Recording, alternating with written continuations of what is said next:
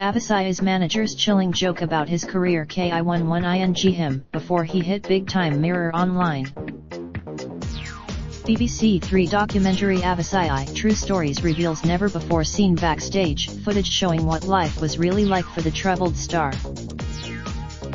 Aviciis' real name was one of the music pioneers of his generation. His following was huge, stars clamored to work with him, and he played 813 shows to sell out crowds during his 8-year career. Discovered when he was just a teenager and approached by music promoter Aviciis Pornori, Tim soon had a devoted following. Playing small clubs, he was never content with remixing other people and Aviciis' sounds and wanted to make his own music, in his own way.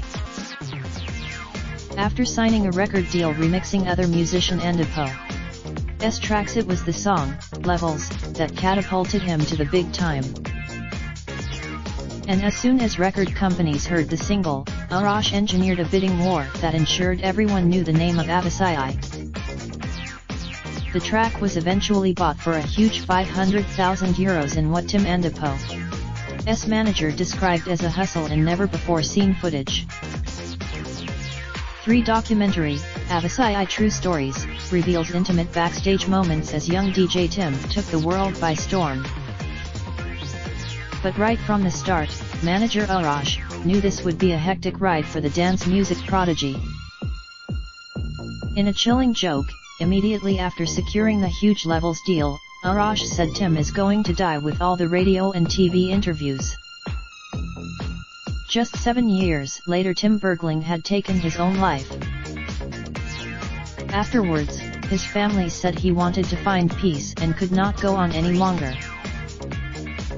In the behind-the-scenes documentary, Tim describes himself as shy and admits he hates being the center of attention.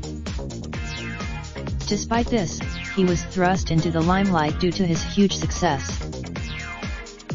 As Aviciis, he played 813 shows throughout his career, sharing the stage with some of the biggest names in music.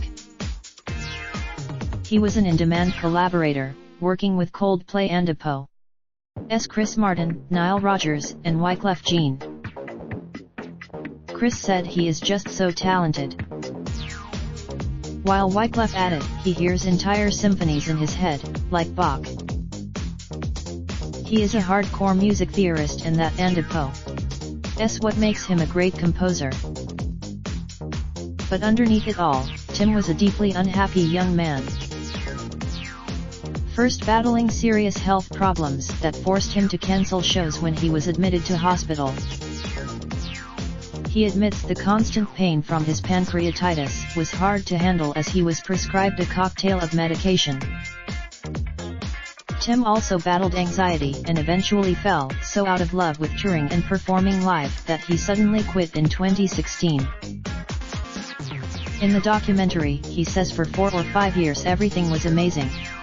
It and I gave it 100%er, but I kept doing that and it was all around and more and more and more. I didn't and give myself enough time out of the tour, and the only time I had was a few weeks when I wasn't and on the road. I never really got to go home anymore. I was away for 8, it got to the point where I didn't and like it anymore, so I decided and it, I and I'm going to quit. The decision in 2016 to stop playing live devastated fans. After years on the road, and even after an 8-month break to recharge and for therapy, Tim still felt the same old stresses when he went back on tour. He said I and been away for 6 months and I and done everything I can and straight away I and am stressed and I still don't and like performing. I don't and know how to explain to people that my life is all about stress. Tim vowed to complete the remaining dates he had booked in, but even that became too much.